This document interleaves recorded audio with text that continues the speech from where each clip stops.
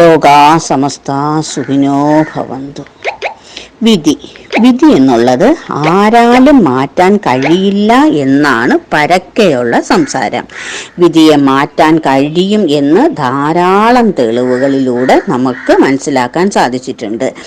ഈ വിധി എന്ന് പറയുന്നത് ഇപ്പോൾ ഒരു കാര്യം പറഞ്ഞാൽ പാമ്പ് കടി ഏറ്റു മരിക്കാനായിരിക്കും നമ്മുടെ വിധി. പക്ഷേ ആ പാമ്പ് കടി ഏൽക്കാതെ തന്നെ നമ്മൾക്ക് അതിൽ നിന്നും രക്ഷപ്പെടാൻ പറ്റും. ചില പാമ്പുകൾ നമ്മളെ കടിക്കുമ്പം അത് തീറ്റക്കടിയായി മാറുകയും അങ്ങനെ നമ്മൾക്ക് അതിൽ നിന്ന് രക്ഷപ്പെടാനും സാധിക്കും. പാമ്പ് കടിയേറ്റ് മരിച്ചേ പറ്റുള്ളൂ എന്നുള്ള വിധിയെ തടയാൻ ഈശ്വരന് കഴിയും.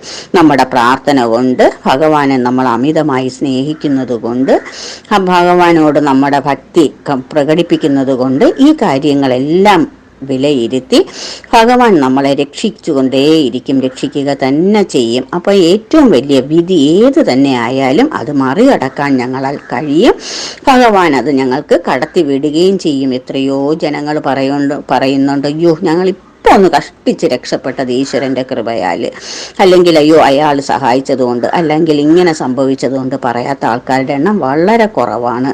മാർഗണ്ഡേയൻ്റെ വയസ്സ് ഇത്രയും വയസ്സ് കഴിഞ്ഞാൽ മാർഗണ്ഡേയന് ആയുസില്ല എന്ന് വിധി എഴുതിയതാണ്. ഭഗവാൻ തന്നെ അനുഗ്രഹം കൊടുത്തതാണ്.